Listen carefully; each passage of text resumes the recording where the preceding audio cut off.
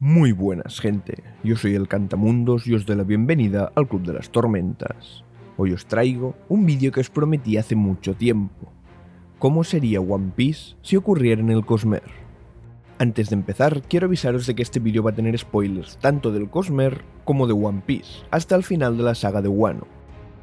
Y obviamente, cabe recalcar que, a diferencia de todos los otros vídeos del canal hasta ahora, la historia de este no es canon, ni en el Cosmere ni en la obra de One Piece. Dicho esto, vamos ya con el vídeo. Todo comenzó hace miles de años, en el lejano planeta de Yolen, de paradero ahora desconocido, cuando un grupo de sus habitantes, opuestos a Adonalsium, se juntaron y lo destruyeron. Se desconoce exactamente si se trataba de un ser o de una fuerza.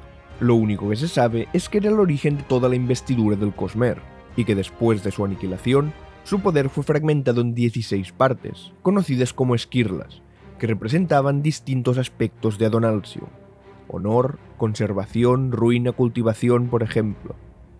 Estas esquirlas fueron tomadas por 16 de los miembros del grupo que lo destruyó, los cuales pasaron a ser conocidos como los recipientes de las esquirlas de Adonalsium.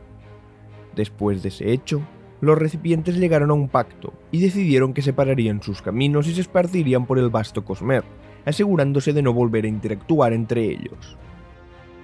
Pero como era de esperar, pocos fueron los que cumplieron el pacto, y de entre los que no lo hicieron se encontraba Nika, recipiente de la esquirla de libertad, e Im, recipiente de la esquirla de control. Ambos viajaron juntos por el Cosmere, hasta que finalmente llegaron a un planeta que les resultó interesante. A diferencia de los otros que habían visto en su viaje, este estaba compuesto principalmente por islas, y no tenía grandes continentes, más allá de un anillo de tierra elevado cientos de metros por encima del nivel del mar que rodeaba el mundo, el cual acabaría recibiendo el nombre de Red Line, dado el color rojizo de la piedra que lo formaba. También descubrieron que ese planeta no estaba deshabitado y que existían más especies de las que jamás habían visto en ningún otro mundo, así que llevados por la curiosidad, decidieron instalarse allí, pero lo hicieron en lados opuestos del planeta, pues pese a que Im y Nika eran ni más ni menos que hermanos, tras tanto tiempo desde su ascensión, las intenciones de sus esquirlas empezaban a sobreponerse a las suyas propias, y el hecho de que fueran tan opuestas entre sí, control y libertad, hizo que prefirieran distanciarse. Por su lado, Im, ansiosa por tomar el control del mundo, decidió aparecerse entre los 5 hombres más sabios del planeta. Les otorgó la inmortalidad y les dijo que era voluntad divina que se unieran para conquistar todas las islas bajo su mando. Ella no podía hacerlo directamente, ya que por el pacto de las esquirlas que habían hecho después de la fragmentación, si lo hiciera quedaría indefensa ante un ataque directo de cualquier otra esquirla, y Nika podría acabar con ella. Para facilitarles la tarea, Im decidió dotar a estos hombres de su manifestación de investidura. Basándose en la teoría realmática, les enseñó a controlar un aspecto de cada uno de los 3 reinos. Del reino espiritual, les enseñó a acceder al atributo de la fortuna, cuyo control te permitía intuir el futuro. Cuanto más control sobre la fortuna, más nítida era la visión que tenías, y más lejos en el futuro podías ver. A esta habilidad la llamó Haki de observación. Del reino cognitivo, les enseñó a influir en la mente de la gente, no controlarla, pues eso escapaba del poder de cualquier mortal, pero sí ejercer una presión sobre ella, como quien en Escadrial presiona las emociones usando la alomancia emocional. Si alguien tenía un control suficiente como para ejercer una presión más grande de la que la otra persona era capaz de soportar, podía llegar a hacerle perder el conocimiento. A esta habilidad se la conoció como el Haki del Conquistador.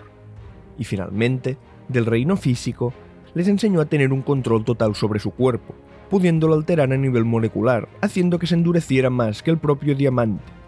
Cuando aprendieron a tener el control suficiente de esta habilidad, pudieron incluso alterar molecularmente objetos que tocaban, como por ejemplo espadas.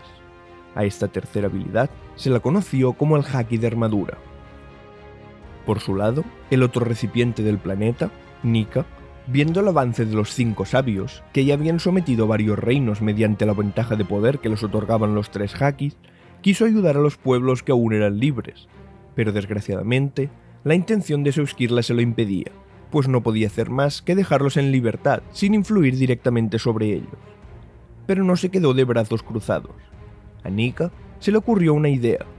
Tomó una fruta de un árbol, la infundió con gran parte de su investidura y la plantó en la perpendicularidad que se había formado donde él habitaba. De ella nació un árbol gigante con unos frutos que daban acceso a su propia manifestación de investidura a quienes la comieran, y permitió que quien quisiera pudiera ir al árbol y tomar una. Dada la intención de la esquirla, no había ningún patrón en los poderes que otorgaban las frutas, pues cada persona era libre de escogerlo antes de arrancar una. Al principio, la gente de las islas de alrededor se mostró escéptica al tomar las frutas, pues al hacerlo, vieron que perdían la habilidad de nadar, pero viendo el poder y la influencia de los 5 sabios de Im, quienes empezaron a ser conocidos como el Gorosei, decidieron hacerlo, tomar las frutas y unir sus fuerzas como un único reino libre para hacer frente al avance del Gorosei. La guerra del Gorosei contra el Gran Reino Libre fue feroz, y aún teniendo el poder de los Hakis, que habían transmitido también a los reyes y a los guerreros más poderosos de sus reinos, no podían hacer frente al poder de las frutas del diablo, a las cuales llamaban así porque su dios, Im, les había dicho que fueron creadas por su enemigo divino. Fue la propia Im quien, en un intento de conseguir que pudieran derrotar al pueblo de Nika, les entregó su gente su metal divino. Como su investidura apareció en estado físico desde la perpendicularidad, saliendo del agua, su pueblo lo llamó la Piedra del Mar, o, en su idioma local, el Kairoseki.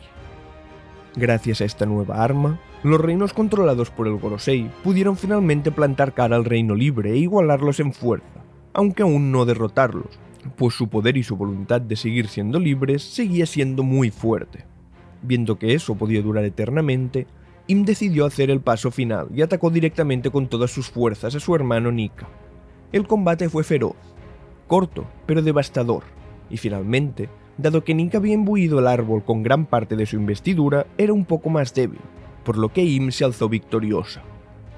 Nika murió, pero al haber portado una esquirla de Adonalsium, dejó atrás una sombra hecha de investidura en el reino cognitivo, que sobreviviría durante varios siglos hasta finalmente desvanecerse en el más allá. Ya sin su esquirla protegiéndolo, Im pudo arrancar sin mucha complicación el árbol de las frutas, y lo hizo con tanta fuerza que levantó la tierra donde se encontraba, formando un monte por el que circulaba el mar.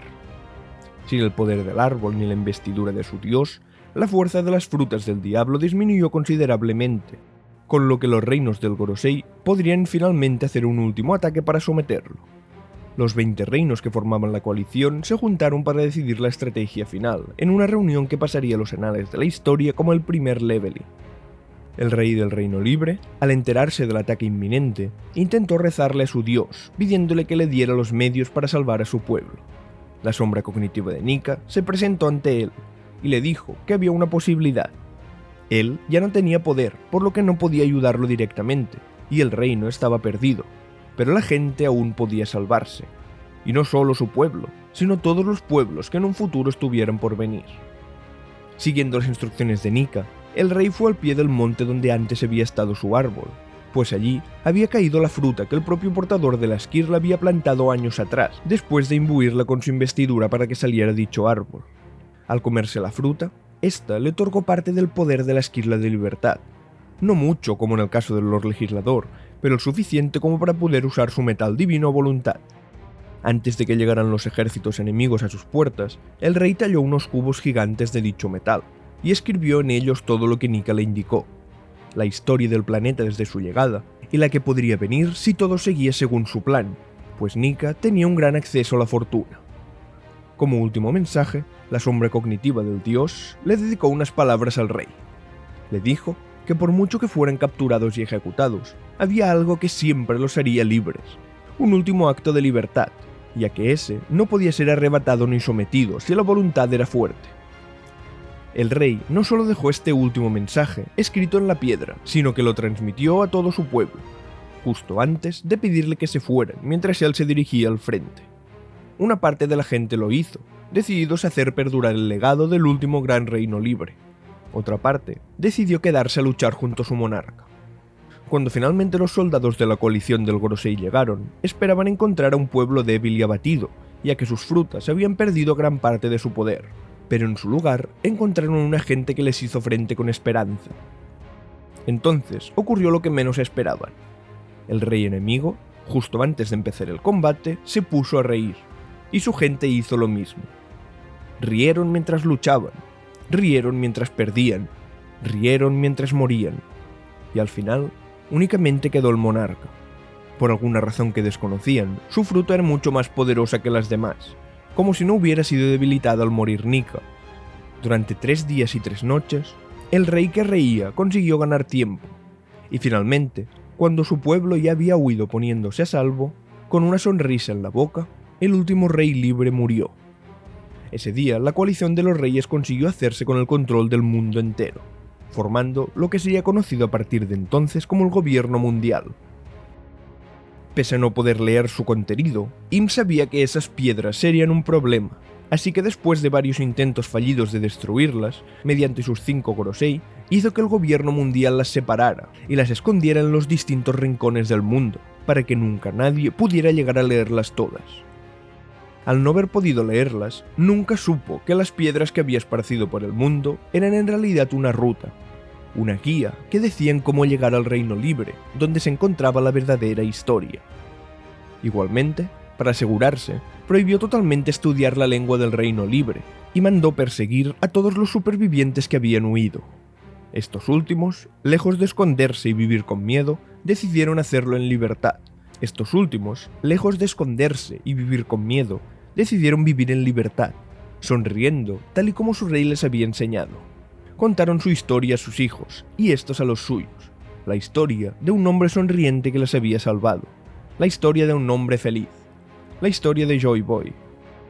Y para que aún quedara más claro que no se escondían, decidieron que su sonrisa traspasaría incluso a través de las generaciones, así que la añadieron en sus nombres de familia. Todo el pueblo libre añadió una sonrisa a su apellido, para que, por muchos años que pasaran, el gobierno mundial nunca olvidara al Reino Libre que siempre había temido. Y pasaron muchos años. La historia se convirtió en leyenda, y la leyenda en mito. Y al cabo de 800 años de la caída del Gran Reino Libre y la formación del gobierno mundial, nombres como Nika o Joy Boy ya solo formaban parte de la mitología del mundo. Pero entonces, llegó alguien con quien el Gorosei no contaba. Un pirata consiguió hacerse suficientemente fuerte para sobreponerse a todos los otros, incluso plantando cara al propio gobierno, y consiguió leer todos los poneglyphs, que era como se llamaban entonces a las piedras escritas por Joy Boy.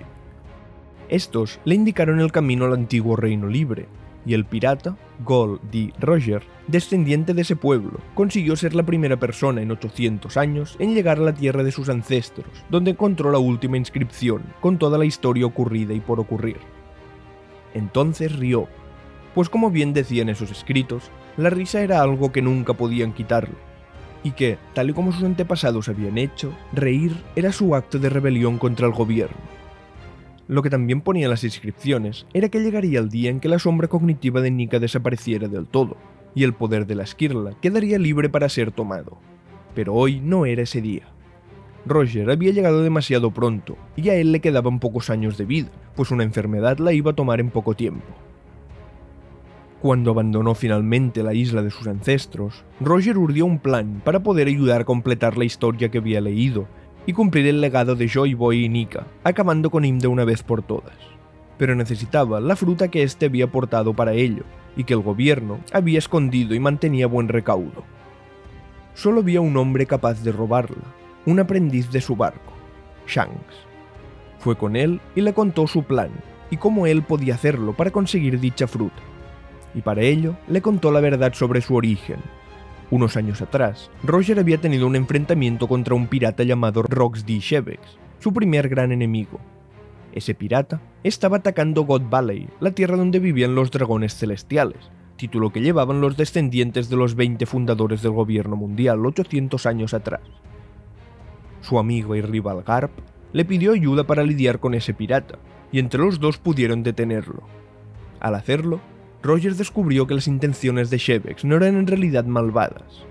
Él había tenido una aventura con una dragona celestial, y al quedar embarazada, su pueblo la encerró en la isla para acabar con la vida del bebé una vez naciera, pues a ella no podían tocarla, y no dejar que otro descendiente del pueblo libre llegara al mundo. Con su último aliento, Shebex le pidió a Roger que tomara a su bebé recién nacido en su barco y lo protegiera hasta que se hiciera mayor. Shanks no era solo un D, sino también un dragón celestial, descendiente de los dos linajes más poderosos de la historia, Roger sabía que él era el elegido, así que le explicó su plan y le dijo que cuando llegara el momento, y él ya no estuviera, Shanks tenía que usar su posición como dragón celestial para infiltrarse en un barco del gobierno mundial y robar la fruta de Joy Boy. Cuando Roger finalmente fue ejecutado en su isla natal, reveló la existencia de la isla al final del mar, aquella a la que el más poderoso podía llegar y hacerse con sus invaluables tesoros. Eso iniciaría la gran era de la piratería, y fue la señal para Shanks. Varios años más tarde, el pelirrojo ya se había hecho un nombre entre los piratas, pero aún así seguía teniendo sangre celestial, por lo que consiguió infiltrarse en un barco del gobierno y hacerse con la fruta. El plan de su antiguo capitán parecía ir de maravilla, pero desgraciadamente Roger no tenía ningún conocimiento de la investidura ni de la teoría realmática. No sabía que esa fruta, a diferencia de las otras, estaba altamente investida, y que la investidura, cuando pasa mucho tiempo separada de la masa principal del poder de una esquirla, empieza a tomar conciencia propia, como lo hacen los Spren en Roshar o los Seones en Cell. Y así lo hizo la fruta, la cual decidió que no sería Shanks quien la tomara, sino que el que tuviera la conexión espiritual más fuerte con la intención de la esquirla de libertad. En otras palabras, aquella persona que tuviera la voluntad de ser libre más fuerte del mundo. Y entonces encontró a Monkey D. Luffy. Luffy tomó la fruta sin saber lo que estaba haciendo, y entonces Shanks decidió que ya no había marcha atrás, y que tenía que conseguir que ese chico llegara hasta la última isla, aquella que su capitán había nombrado Laugh Tale. Así que, viendo en él el futuro del mundo, le dio el sombrero de paja que Roger le había dado a él.